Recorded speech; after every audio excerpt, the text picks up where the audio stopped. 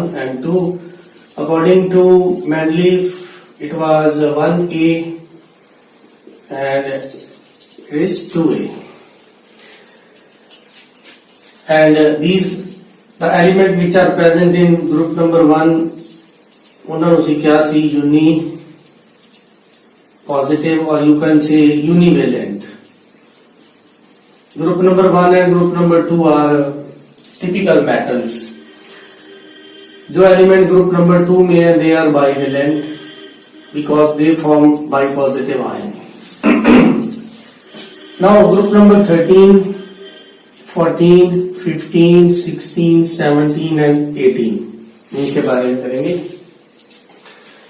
Group number 13 called boron family.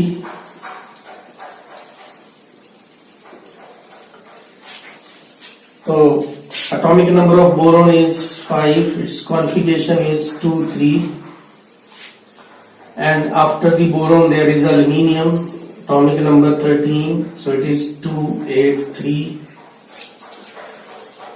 So there are 3 electrons in the valence shell. जैसे group number 2 में 2 electron थे, 1 में 1 electron था, अब 3 इलेक्ट्रॉन है.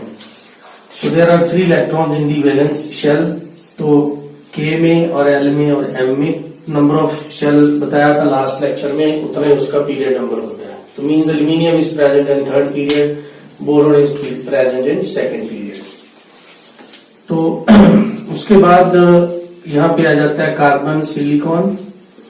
तो कार्बन का एटॉमिक नंबर है 6, कॉन्फ़िगरेशन हो जाएगी 2, 4. सिलिकॉन का एटॉमिक नंबर है 14, कॉन्फ़िगरेशन हो जाएगी 2, 8, 4. So there are 4 valence electrons. And again nitrogen and phosphorus. तो नाइट्रोजन का एटॉमिक नंबर है 5, तो कॉन्फ़िगरेशन हो जाएगी 7.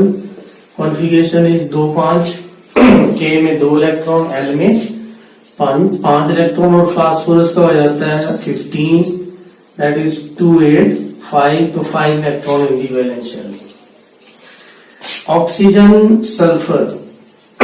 Oxygen is atomic number 8, configuration 2, 6. Sulphur का देखें तो एटॉमिक नंबर 16 है, कॉन्फ़िगरेशन है 2, 8, 6. तो there are 6 electron in the valence shell. Group number 17, fluorine, chlorine. These are called halogens. Special name for these elements, halogen. तो configuration अगर fluorine की लिखते हैं, फ्लोरीन 7, 2, 2, 5, फ्लोरीन 17, 2, 8, 5. तो there are 2, 8, 7. So there are 2, 7 electron in the valence shell. Last period 18 जिसको Mendeleev ने group 0 बोला था, उसमें आ जाता है यहाँ पे helium, neon, argon. These are called noble gases. या तो इनको नोबल गैसेस कहेंगे या इनको बोलेंगे इनर्ट गैसेस. इनकी कॉन्फ़िगरेशन है, जैसे हीलियम की देख लें, नियॉन की देख लें, तो नियॉन का 10 एटॉमिक नंबर है, 2, 8. नियॉन का 18 है, इसका आ जाएगा 2, 8, 8. 8 electron in the valence shell. So number of valence shell that increases from left to right. In group number 1 there is 1 valence shell. Group number 2 there are 2 valence shell. 13 में 3 हो जाएंगे, 14 में 4, 15 में 5, 16 में 6, 17 में 7 और 18 में 8. अब नंबर ऑफ वैलेंस इलेक्ट्रॉन जो है वो वैलेंसी डिसाइड करती हैं और चार्ज डिसाइड करती हैं. जैसे ग्रुप नंबर 1 जो है इसके ऊपर चार्ज आता है +1 क्योंकि ये 1 इलेक्ट्रॉन लूज करेगा. ग्रुप नंबर 2 है, उनके ऊपर चार्ज आता है +2. जैसे इसकी एग्जांपल लास्ट लेक्चर में थी, सोडियम जो है 1 इलेक्ट्रॉन देने के बाद क्या बन जाएगा, सोडियम आयन. मैग्नीशियम 2 इलेक्ट्रॉन देने के बाद क्या बन जाएगा, Mg2 पॉजिटिव. तो इसका ग्रुप नंबर 1 है, इसका ग्रुप नंबर 2 है. तो अभी ये जो ग्रुप नंबर 13 है, इसमें वैलेंस शेल में कितने इलेक्ट्रॉन्स हैं, ये रहा ग्रुप नंबर 13, 3. इट मीन्स इसके ऊपर चार्ज होगा +3. जो मैंने शुरू में भी बताया था, जब कंपाउंड्स का फार्मूला लिखना सिखाया था कि कैसे करते हैं। ग्रुप नंबर 14 में वैलेंस में है 4 इलेक्ट्रॉन, तो इसका हो जाएगा 4। ये 4 इलेक्ट्रॉन देगा, अगर तो ये 4 इलेक्ट्रॉन देने के बाद स्टेबल होता है तो +4, अगर ये 4 इलेक्ट्रॉन लेने की कोशिश कर रहा है तो इसका फिर -4 भी हो जाएगा। दोनों पॉसिबल है, लेकिन +4 ज्यादा पॉसिबल है, बिकॉज ये एलिमेंट जो है कार्बन और इसकी फैमिली, ये इलेक्ट्रॉन दे भी नहीं सकते, इतने ले भी नहीं सकते, तो ये ज्यादातर क्या करते हैं, शेयर करेंगे, जिससे कोवलेंट बॉन्ड बनेगा। आगे बढ़ेंगे। ग्रुप नंबर 15 में है हमारे पास 5 इलेक्ट्रॉन वैलेंस में। अब ये 5 दे तो नहीं सकेंगे, तो फिर क्या करेंगे, इनको 8 बनाना है, तो ये 3 इलेक्ट्रॉन एक्सेप्ट करेंगे, तो इनके ऊपर चार्ज होता है -3। ऑक्सीजन फैमिली में वैलेंस में 6 इलेक्ट्रॉन है, तो ये 6 नहीं देंगे, 2 लेंगे, 2 लेने के बाद दे बिकम स्टेबल, तो इसका मतलब है अगर ये 2 इलेक्ट्रॉन लेंगे तो चार्ज हो जाएगा -2। हैलोजन से को एक ही इलेक्ट्रॉन चाहिए अपनी ऑक्टेट पूरी कंप्लीट करने के लिए, क्योंकि हैलोजन के अंदर क्या है, 7 इलेक्ट्रॉन है, एक आ जाएगा तो दे बिकम स्टेबल। स्टेबिलिटी तब होती है जब उसके वैलेंस शेल में 8 इलेक्ट्रॉन, जैसे नोबल गैसेज है ऐसे हो जाए। नोबल गैसेज के ऊपर चार्ज जो है वो 0 रहेगा, बिकॉज ना तो वो इलेक्ट्रॉन लेंगे ना वो इलेक्ट्रॉन देंगे। तो ये चीज हमने यूज की थी किसी का फार्मूला लिखने के लिए। जैसे ग्रुप नंबर 1 में आ जाता है सोडियम, इसके पास इलेक्ट्रॉन है 281। ग्रुप नंबर 17 हैलोजन में है क्लोरीन, ये रही उसकी कॉन्फ़िगरेशन 287। अब अगर ये दोनों एटम, ये मेटल है ये नॉन मेटल, ठीक है, this is your metal and this is non metal, तो किस टाइप का बॉन्ड बना के दोनों स्टेबल होंगे। सोडियम के पास एक इलेक्ट्रॉन फालतू है, तो सोडियम ये इलेक्ट्रॉन लूज करेगा, इसको दे देगा। सोडियम ने जब इलेक्ट्रॉन लूज किया तो ये क्या बन जाता है, Na पॉजिटिव। क्लोरीन ने एक इलेक्ट्रॉन ले लिया तो ये क्या बन गया, Cl नेगेटिव, तो दोनों मिलके क्या बना देंगे, NaCl। अब NaCl में दोनों की कॉन्फ़िगरेशन स्टेबल हो गई। इसने एक इलेक्ट्रॉन दे दिया तो ये बना 28, जस्ट लाइक नियॉन, और इसने एक इलेक्ट्रॉन ले लिया, ये बन गया 288, तो ये बन गया आर्गन जैसा, दोनों स्टेबल हो गए। तो ऐसे करके बॉन्डिंग जो है वो होती है। अब नेक्स्ट मैं बताऊंगा कि वैलेंसी को कैसे कैलकुलेट करते हैं और फिर वेरिएशन वैलेंसी की कैसे होगी। सेकेंड पीरियड के एलिमेंट्स को लेंगे। सेकेंड पीरियड में कौन कौन से एलिमेंट हैं, लिथियम, सोडियम,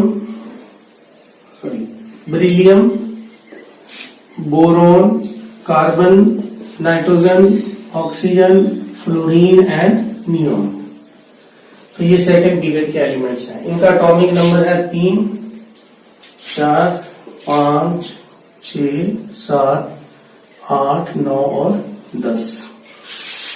इनकी कॉन्फ़िगरेशन लिखनी हो, इलेक्ट्रॉनिक कॉन्फ़िगरेशन, तो इसकी कॉन्फ़िगरेशन होगी 2-1, 2-2, 2-3, 2-4, 2-5, 2-6, 2-7, 2-8। सभी में 2 शेल हैं, K और L, इसीलिए ये सारे के सारे सेकंड पीरियड में हैं। अब इसमें K में 1, L में K में 2 इलेक्ट्रॉन, L में 1।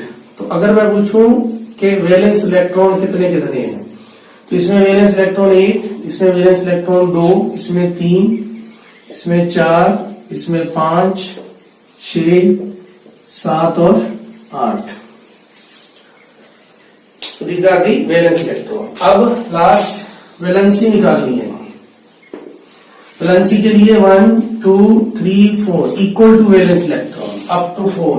उसके बाद सर मैंने पहले ही बताया 8 - 5 करेंगे तो वैलेंसी 3, 8 - 6 करेंगे तो वैलेंसी 2, 8 - 7 करेंगे तो वैलेंसी 1, 8 - 8 करेंगे तो वैलेंसी 0।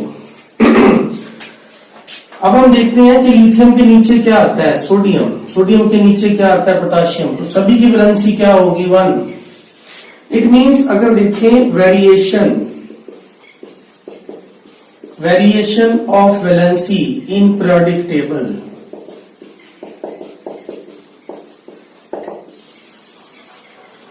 वेरिएशन में क्या देखते हैं, number 1 down the group from top to bottom. Group में वैलेंसी कैसे वेरी करेगी वो देखेंगे, फिर पीरियड में कैसे करेगी। ग्रुप में वैलेंसी वेरी करेगी नहीं, हर एक ग्रुप की अपनी वैलेंसी है, तो valency constant for every group. Group number 1 ये किसमें था, ग्रुप नंबर 1, ये था ग्रुप नंबर 2, ये आ गया अपना group 13, group number 14, 15, 16, 17, 18। Down the group जो है वो वैलेंसी सेम ही रहेगी। ग्रुप नंबर 1 की वैलेंसी 1 ही है, ग्रुप नंबर 2 की वैलेंसी 2, 13 की वैलेंसी 3। लेकिन जब हम मूव करेंगे नंबर 2 along the period, इसको लिखते हैं लेफ्ट टू राइट। तो लेफ्ट टू राइट देखें क्या वेरिएशन है। पहले वैलेंसी बढ़ रही है, पहले 1 थी, फिर 2, फिर 3, फिर 4 के बाद फिर डाउन। तो valency first increase up to the middle of table and then decrease। तो ये था variation of valency in the periodic table. Group में वैलेंसी कांस्टेंट रहेगी, लेकिन पीरियड में वैलेंसी पहले बढ़ेगी, बढ़ते बढ़ते जैसे पहले 1 है, फिर 2, 3, 4 के बाद फिर 3, 2, 1, 0, फिर डिक्रीज हो जाएगी। ऐसे ही नेक्स्ट जो प्रॉपर्टी है वो हम देखेंगे एटॉमिक साइज। एलिमेंट का जो साइज है वो कैसे वेरी करता है। एटॉमिक साइज एटम के साइज को मेजर करना, बेसिकली डेफिनेशन क्या है एटम के साइज की, the distance between the center of nucleus and valence electron, उसको बोलते हैं atomic radius. Like this is the nucleus और ये रहा सपोज आपका इलेक्ट्रॉन, तो ये जो डिस्टेंस है इसको कहेंगे atomic radius. But it is difficult to measure the atomic radius। Atomic radius को ऐसे मेजर करना डिफिकल्ट है, उसमें प्रॉब्लम्स हैं कुछ। क्या क्या प्रॉब्लम है कि हम एटम का साइज जो है वो डिटरमिन नहीं कर सकते। फर्स्ट प्रॉब्लम तो ये है कि atom can not be isolated. अगर किसी एक एटम का अपने साइज डिटरमिन करना है तो वो एटम अलग होना चाहिए। तो एटम आइसोलेटेड का मतलब अकेला कोई भी एटम जो है वो स्टेबल नहीं है, इसीलिए सभी एटम जो है अलग अलग फॉर्म में बॉन्ड बनाते हैं। हाइड्रोजन, नाइट्रोजन, ऑक्सीजन, अकेला एटम एग्जिस्ट नहीं करता because they are not stable, so they form various types of bonds to get the stability. तो फर्स्ट पॉइंट कि हम एटॉमिक रेडियस क्यों नहीं फाइंड कर सकते, क्योंकि उसको आइसोलेट करना मुश्किल है। दूसरा है कि हम एटॉमिक रेडियस क्यों नहीं फाइंड कर सकते, because atomic radius depends upon the other atom to which it is attached, it is bounded. तो उस पे भी डिपेंड करता है। हाइड्रोजन एटम है, वो हाइड्रोजन के साथ बॉन्ड बना रहा है, या हाइड्रोजन एटम क्लोरीन के साथ बॉन्ड बना रहा है, तो उस पे भी साइज डिपेंड करता है, इसीलिए डिफिकल्टी है। तीसरा है परफेक्ट बाउंड्री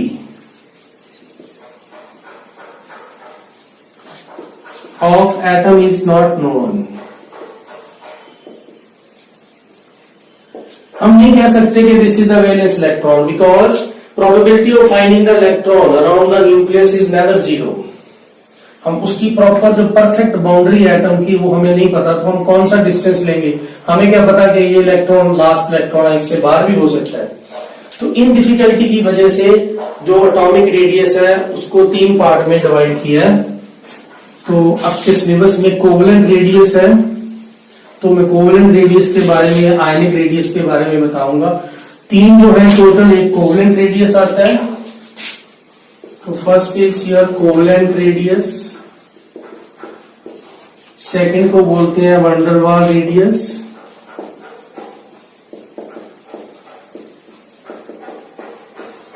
और थर्ड है हमारा आयनिक रेडियस। मेटालिक भी है, मेटालिक रेडियस, आयनिक रेडियस इसके बाद।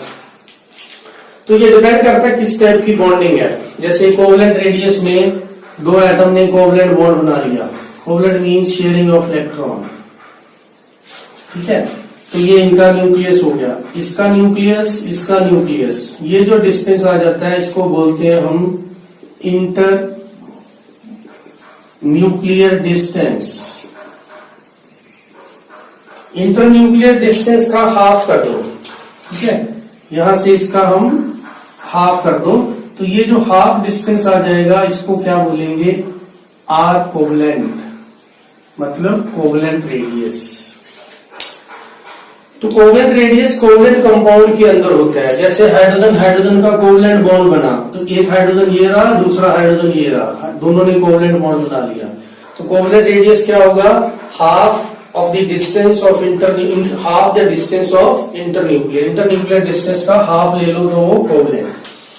मेटालिक रेडियस मेटल्स में होता है, और मेटल्स में एटम जो है वो ओवरलैप नहीं करते, एक दूसरे के एडजेसेंट में ऐसे पड़े होते हैं, लाइक दिस। इसमें ओवरलैपिंग हो रही है, दिस इज ओवरलैपिंग रीजन, उसमें ओवरलैपिंग नहीं हो रही। तो इसका इनका सेंटर ले लो, तो ये डिस्टेंस वही आ जाता है इंटर न्यूक्लियर, क्योंकि ये 2 न्यूक्लियस के बीच में डिस्टेंस है। इसका हाफ ले लो, ये डिस्टेंस जो है ये आ जाएगा आपका आर मेटालिक। मेटल्स के अंदर जैसे आयरन की रॉड है, उसके अंदर आयरन आयरन आयरन एटम्स हैं, तो आयरन आयरन एटम जो है वो ऐसे रेंज होते हैं, these are the iron atoms. तो इसमें हम 2 एटम देखे, उसका हाफ ले लेंगे तो वो क्या बन जाएगा? उसका मेटालिक रेडियस। तीसरा वैन डेर वाल रेडियस, ये आमतौर पे गैसेस में होता है जहां पे मॉलिक्यूल्स हों। जैसे एक मॉलिक्यूल इधर है, दिस इज 1 मॉलिक्यूल, से मॉलिक्यूल 1, ये उसका नेबर मॉलिक्यूल है, दिस इज मॉलिक्यूल 2। मॉलिक्यूल कैसे बनता है? 2 एटम जब मिल जाए, this is also 1 molecule. So gases में मॉलिक्यूल दूर दूर है, तो हम इसमें जो नेबर वाले हैं इसका और इसका सेंटर ले लेंगे, और ये जो डिस्टेंस है इस डिस्टेंस को बोलते हैं अगेन इंटरन्यूक्लियर डिस्टेंस। लेकिन अब इसका हाफ करेंगे ऐसे यहां से, तो ये जो डिस्टेंस बनता है ये होता है हमारा आर वैन डेर वाल। तो ये 3 टाइप का रेडियस होता है डिपेंडिंग अपॉन दी कि किस टाइप का बॉन्ड उसने बना रखा है। सबसे ज्यादा डिस्टेंस किसका होगा? वैन डेर वाल। तो अगर तीनों को अरेंज कर दें ऑर्डर में, तो radius of van der Waals is more than radius of metallic, is more than radius of covalent। अगर स्ट्रेंथ वाइज अरेंज करें तो सबसे ज्यादा स्ट्रेंथ होगी कोवेलेंट की, उसके बाद मेटालिक और उसके बाद वैन डेर वाल। इनके अलावा एक रेडियस है आयनिक रेडियस। आयनिक रेडियस होता है आयनिक कंपाउंड के अंदर, और आयनिक कंपाउंड कब बनता है? जब मेटल और नॉन मेटल दोनों आपस में बॉन्ड बनाते हैं।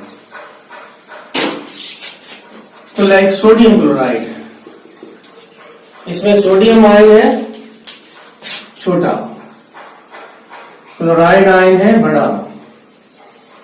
This is sodium ion, this is chloride ion. तो इसका न्यूक्लियस, इसका न्यूक्लियस, तो तो ये न्यूक्लियस से लाइन लगा दी, इधर न्यूक्लियस से, और एक लाइन सेंटर में। अब हाफ नहीं करेंगे, ये डिस्टेंस है जो ये आ गया आपका आर सोडियम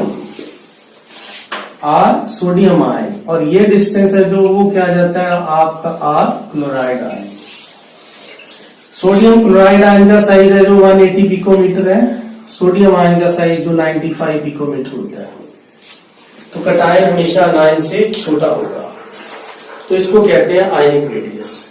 अब जो 10th के सिलेबस में है वो इतना नहीं है, उसमें है सिर्फ वेरिएशन कोवलेंट की और आयनिक की टेबल में कैसे होगी। तो अब हम वेरिएशन करेंगे, वेरिएशन ऑफ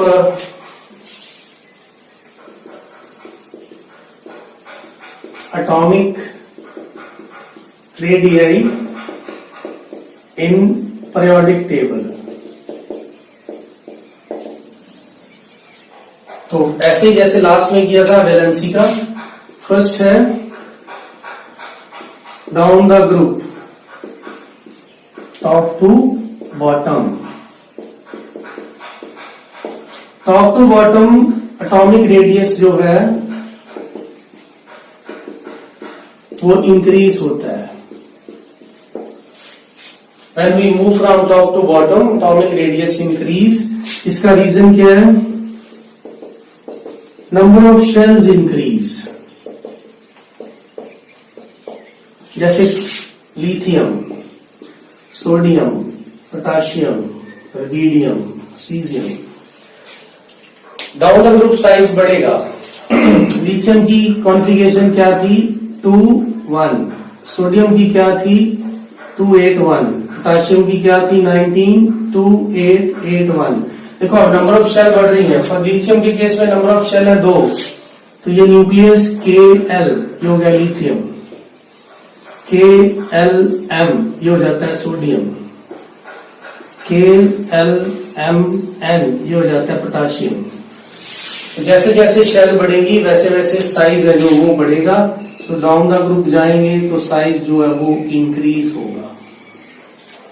किसी भी ग्रुप में आप जैसे ग्रुप नंबर 17 की बात करो, fluorine, chlorine, bromine, iodine. Fluorine छोटा, क्लोरीन उससे बड़ा, ब्रोमीन उससे बड़ा, आयोडीन उससे बड़ा। ठीक हो गया। उसके बाद है पीरियड में, इसकी वेरिएशन पीरियड में कैसे होगी। अगर हम लेफ्ट टू राइट मूव करेंगे तो साइज जो है वो number 2 along the period, left to right। तो इसमें एटॉमिक रेडियस दैट डिक्रीजेस, जैसे सेकंड पीरियड ले ले फिर lithium, beryllium, boron, carbon, nitrogen, oxygen, fluorine तक जाना है। नियोन नहीं लेनी क्योंकि नियोन में वंडरवाल फोर्सेस आएंगी, वंडरवाल डिस्टेंस तो वैसे ही ज्यादा होता है। तो इस साइड जाएंगे तो आपका साइज जो है वो डिक्रीज होगा।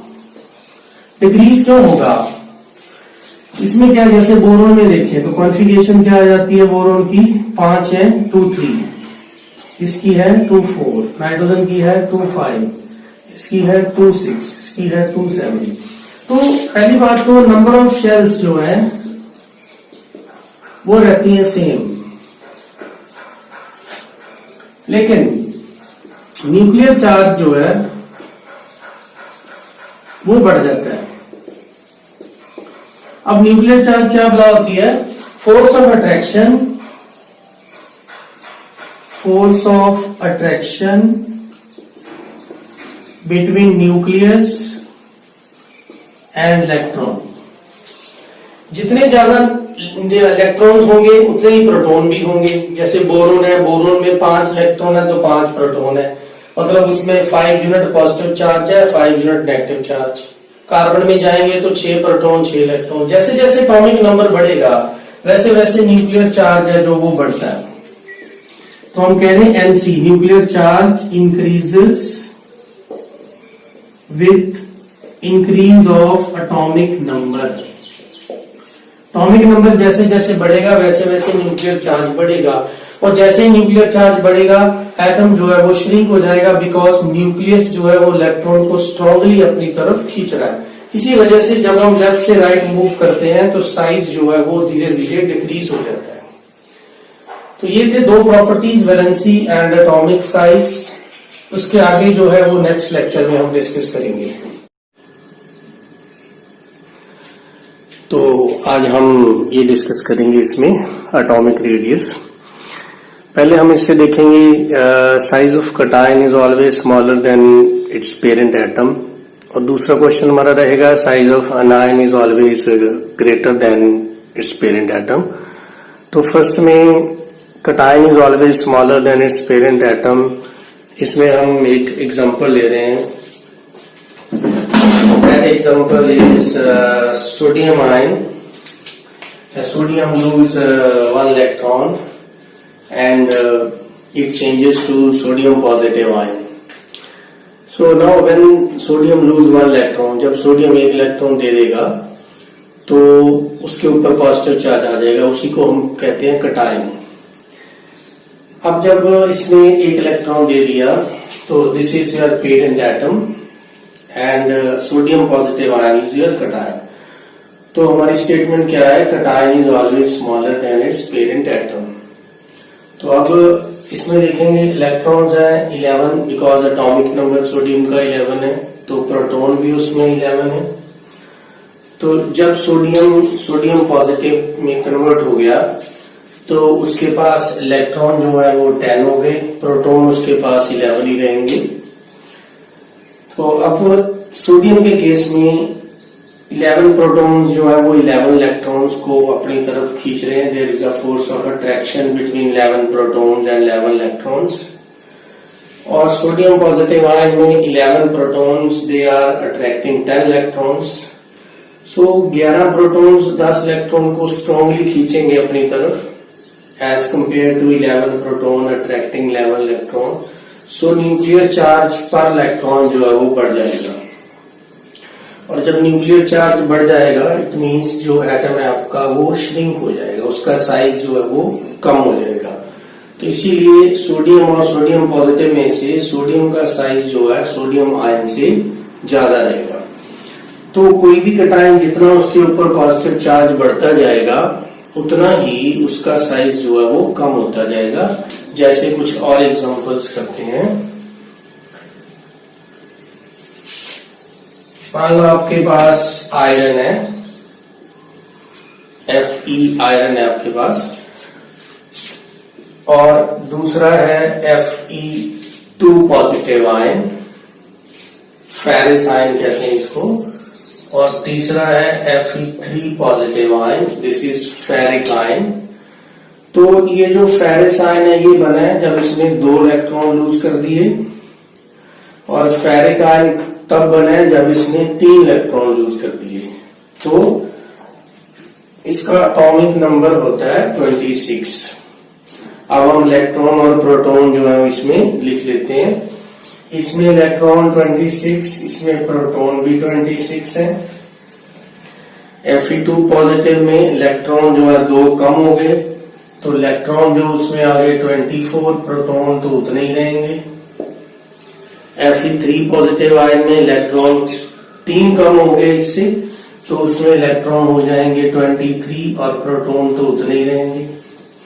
तो अब सबसे ज्यादा न्यूक्लियर चार्ज का मतलब force of attraction between the nucleus and electron कहां पे ज्यादा होगी, Fe3 पॉजिटिव आयन में। क्यों ज्यादा होगी, क्योंकि वहां पे 26 इलेक्ट्रॉन्स 26 प्रोटॉन जो है न्यूक्लियस में वो 23 इलेक्ट्रॉन्स को खींच रहे हैं। यहाँ पे रेशो 1:1 है। जैसे इसके ऊपर पॉजिटिव चार्ज आएगा 26 प्रोटॉन्स 24 इलेक्ट्रॉन्स को स्ट्रांगली खींचेंगे। न्यूक्लियर चार्ज पर इलेक्ट्रॉन यहाँ पे 1 था, अब बढ़ गया, और उसमें 26 प्रोटॉन्स है, वो इलेक्ट्रॉन और कम हो गया एक, तो 23 को और ज्यादा स्ट्रांगली खींचेंगे। तो अगर हम साइज की बात करें इन तीनों के, तो Fe3 पॉजिटिव आयन का साइज जो है वो Fe2 से स्मॉलर होगा, और Fe2 पॉजिटिव का साइज Fe से स्मॉलर होगा। मतलब जितना पॉजिटिव चार्ज बढ़ता जाएगा उतना ही साइज जो है वो कम होता जाएगा। ये था हमारा फर्स्ट पॉइंट। दूसरा जो हम डिस्कस करने वाले हैं वो है साइज ऑफ अनायन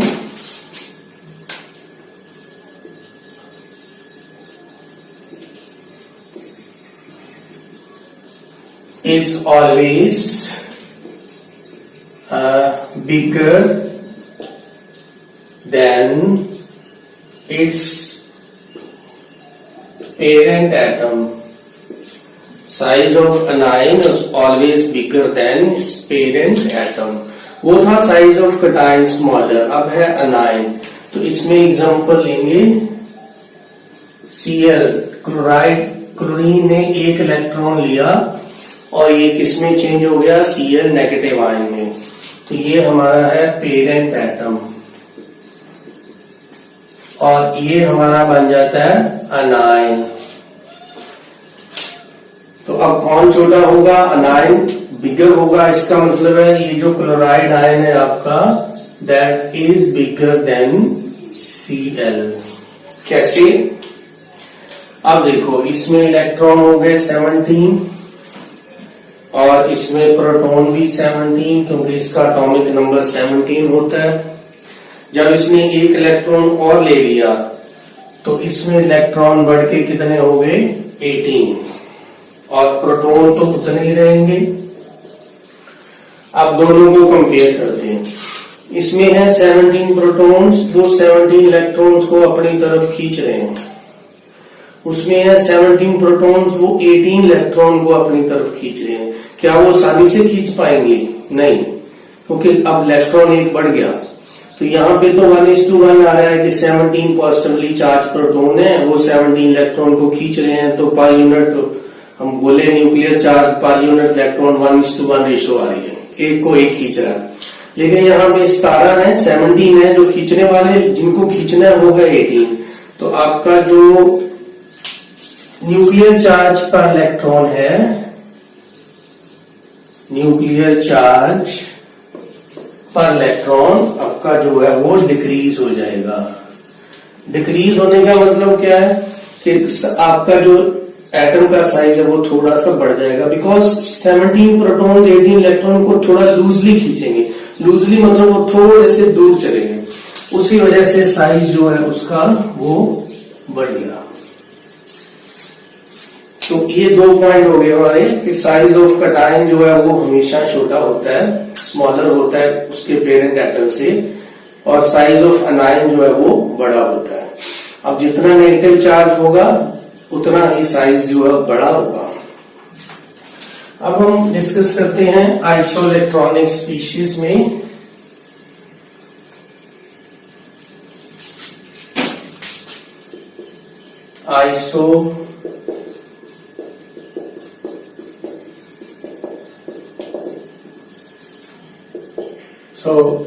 आइसोइलेक्ट्रॉनिक स्पीशीज, ये वो स्पीशीज होती हैं जिसमें नंबर ऑफ इलेक्ट्रॉन सेम हो। Iso means same, electronic means electrons.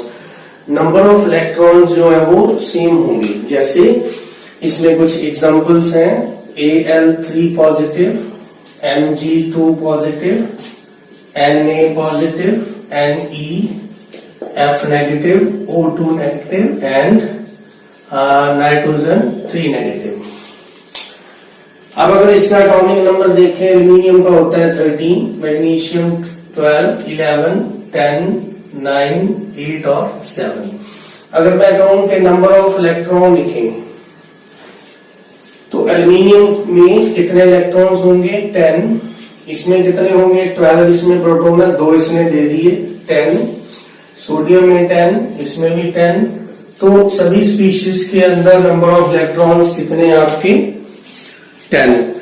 जैसे एल्यूमिनियम का एटॉमिक नंबर 13 है और उसके पास 13 प्रोटॉन्स हैं, इलेक्ट्रॉन भी 13 थे, लेकिन इलेक्ट्रॉन उसने 3 दे दिए तो इलेक्ट्रॉन अब कितने बचे 10।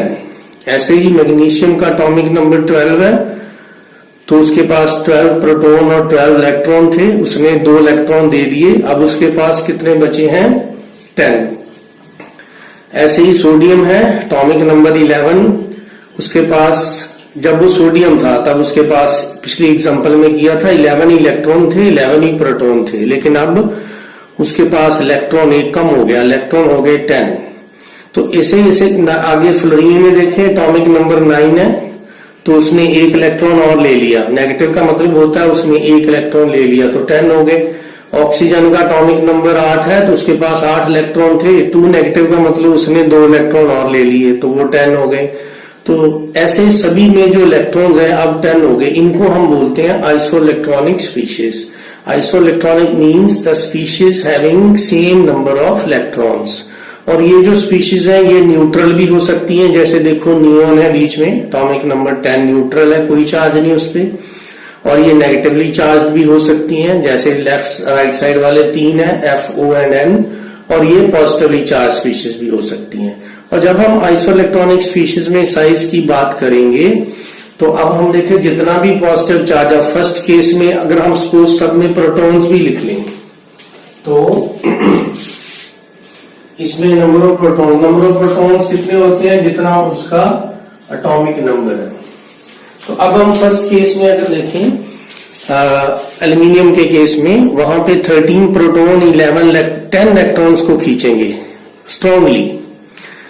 सेकंड में है इलेक्ट्रॉन सब में सेम ही है तो प्रोटॉन कम हो रहे हैं धीरे धीरे, इसका मतलब है लास्ट में जब जाओगे नाइट्रोजन पे तो वहां पे 7 प्रोटॉन्स है वो 10 इलेक्ट्रॉन को खींच रहे हैं, इसका मतलब वो आसानी से तो खींच नहीं पाएंगे और वो एटम का साइज जो बढ़ जाएगा, जैसे अनायन है वो जितना नेगेटिव चार्ज ज्यादा होगा उतना साइज उसका ज्यादा होगा।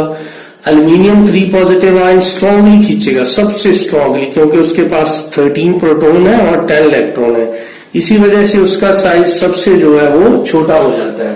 तो ऐसे ही इनको अगर हम अरेंज करें तो सबसे छोटा साइज जो है एल्यूमिनियम 3 पॉजिटिव का होगा, उसके बाद Mg2 पॉजिटिव, उसके बाद सोडियम, उसके बाद neon, fluorine, oxygen and nitrogen. तो जितना आइसोइलेक्ट्रॉनिक स्पीशीज के केस में जितना भी पॉजिटिव चार्ज ज्यादा होगा उतना ही उसका साइज है जो वो कम हो जाएगा, और जितना नेगेटिव चार्ज ज्यादा होगा उतना ही उसका जो साइज है वो बढ़ जाएगा। ये चीज होती है आइसोइलेक्ट्रॉनिक के केस। देखते हैं एटॉमिक रेडियस पे।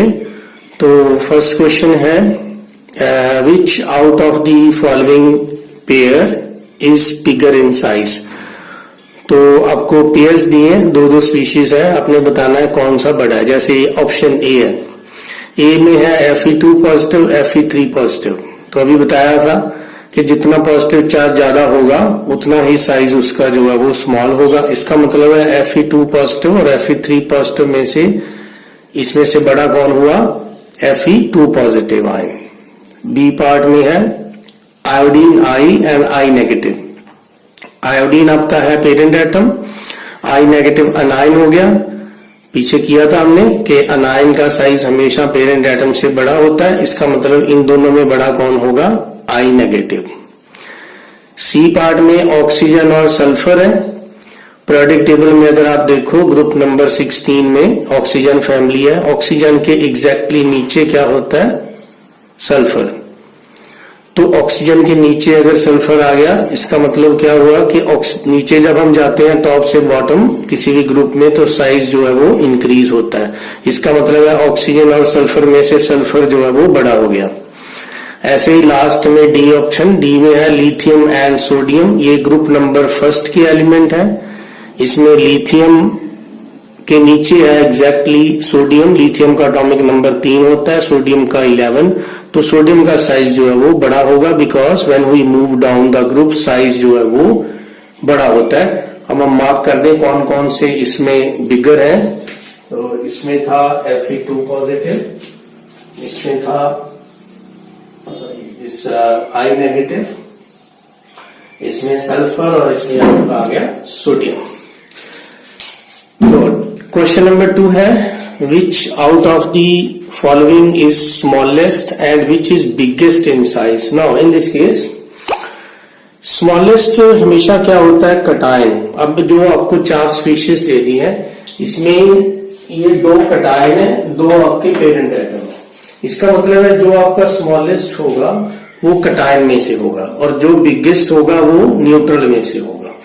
तो अब कटायन हमारे पास दो है, एक तो है मैग्नीशियम 2 पॉजिटिव और एक है एल्यूमिनियम 3 पॉजिटिव। इसमें से हमें देखना क्या है, छोटा कौन होगा। These two are isoelectronic species, दोनों के पास 10-10 इलेक्ट्रॉन्स हैं और एल्यूमिनियम के ऊपर पॉजिटिव चार्ज का मैग्नीट्यूड ज्यादा है। जितना पॉजिटिव चार्ज ज्यादा होता है आइसोइलेक्ट्रॉनिक स्पीशीज में, उतना ही उसका साइज जो है वो छोटा हो जाता है। इसका मतलब है आपका जो स्मॉलेस्ट है वो तो होगा ये एल्यूमिनियम 3 पॉजिटिव आयन। अब अगर बिगेस्ट की बात करें तो वो होगा पेरेंट एटम में से। पेरेंट एटम दो है, एक तो है Mg, दूसरा है एल्यूमिनियम। अब हम इसका अगर देखें एटॉमिक नंबर, तो अगर ये किस किस पीरियड में आते हैं, मैग्नीशियम के जस्ट राइट साइड पे आता है, क्योंकि मैग्नीशियम सेकंड ग्रुप में है। पीरियोडिक टेबल आप देखो तो एल्यूमिनियम जो है वो 13th ग्रुप में है। तो जब हम लेफ्ट से राइट मूव करते हैं साइज जो है वो डिक्रीज हो जाता है। इसका मतलब है बड़ा कौन होगा इसमें, मैग्नीशियम। तो मैग्नीशियम आपका आ जाता है biggest. Question number 3, arrange the following in increasing order of size. तो इसमें आपने साइज के हिसाब से अरेंज करना है। तो 4 पार्ट है इसके। फर्स्ट है iodine, I negative and I positive. अब ये इसको सॉल्व कैसे करेंगे, इनमें सबसे बड़ा कौन होगा, I पॉजिटिव, I नेगेटिव और आयोडीन में से कटायन का साइज पेरेंट एटम से छोटा होता है, अनायन का साइज पेरेंट एटम से ज्यादा होता है। तो अनायन कौन है, I नेगेटिव। इसका मतलब है I नेगेटिव बड़ा हो जाएगा, आयोडीन बीच में आ जाएगा और I पॉजिटिव जो है वो छोटा हो जाएगा। तो ये हो गया इसका अरेंजमेंट। जैसे अनायन का साइज पेरेंट एटम से बड़ा हो गया, कटायन का साइज छोटा। सेकंड पे फ्लोरीन, ब्रोमीन एंड क्लोरीन, ये हैलोजन है। ग्रुप नंबर 17 में ये एलिमेंट ऐसे अरेंज होते हैं। This is group number 17, periodic table में पढ़ा है। तो अब डाउन द ग्रुप जब हम जाएंगे नीचे को, साइज क्या करता है, साइज इंक्रीज होता है। तो इसका मतलब सबसे बड़ा हो गया हमारा ब्रोमीन। अगर हमने इंक्रीजिंग ऑर्डर में लिखना है तो सबसे पहले हमें, ये इंक्रीजिंग है तो सबसे पहले छोटा लिखेंगे। जैसे इसको भी चेंज कर दें, वैसे तो ये ठीक है, लेकिन अगर इंक्रीजिंग बोला है तो हम सबसे पहले छोटा लिखेंगे। छोटा कौन है, I, ऐसे भी लिख सकते हैं इसको। ये आपका इनका इंक्रीजिंग ऑर्डर हो गया। तो यहाँ पे छोटा कौन हो गया आपका, फ्लोरीन। तो फ्लोरीन से बड़ा है क्लोरीन, क्लोरीन से बड़ा है ब्रोमीन। थर्ड पार्ट, इसमें है nitrogen, oxygen, sulphur and phosphorus. तो ये पीरियोडिक टेबल थोड़ा सा ड्रॉ कर लें। इसमें यहाँ पे आ जाता है नाइट्रोजन, यहाँ पे ऑक्सीजन, यहाँ पे आ जाता है फास्फोरस, यहाँ पे आ जाएगा सल्फर। ग्रुप नंबर 15 है, 16 है।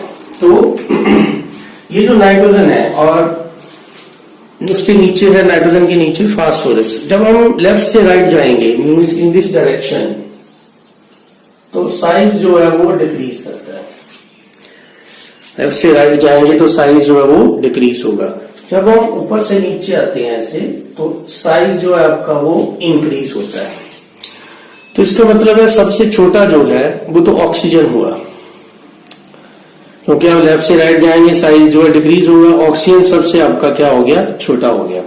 और सबसे बड़ा अगर देखें हम तो वो हो गया हमारा फास्फोरस, P। तो उसके बाद इसको अरेंज कैसे करेंगे, सबसे छोटा आ जाता है ऑक्सीजन, उसके बाद नाइट्रोजन, उसके बाद सल्फर, उसके बाद फास्फोरस। अब देखो सल्फर और फास्फोरस में से सल्फर जो है उसका साइज कम है। क्यों, because sulphur is present right to the phosphorus. और जब हम लेफ्ट से राइट जाते हैं किसी भी पीरियड के अंदर तो साइज जो है वो डिक्रीज होता है। तो इसका मतलब है आपका जो फास्फोरस है वो बड़ा है। ऊपर जब हम नीचे जाते हैं, जैसे नाइट्रोजन से बड़ा P होगा, ऑक्सीजन से बड़ा सल्फर होगा। तो ऐसे हमने इसको पीरियोडिक टेबल के बेस पे अरेंज कर दिया। लास्ट जो है आर्गन, नियोन एंड हीलियम, ये 3 नोबल गैसेस हैं। ये है हमारा ग्रुप नंबर 18। 18 में पहले हीलियम होती है, हीलियम के बाद नियोन आता है और नीचे आता है आर्गन। डाउन द ग्रुप आप जाओगे तो साइज आपका क्या है, बढ़ेगा। तो इसका मतलब सबसे छोटा हो गया हीलियम, उसके बाद आ जाएगा नियोन, और उसके बाद आ जाएगा आर्गन। तो ये थे कुछ basic questions based upon the atomic radius. Next lecture में हम आयोनाइजेशन एनर्जी जो है वो पढ़ेंगे, इसकी भी कुछ और प्रॉब्लम डिस्कस करेंगे।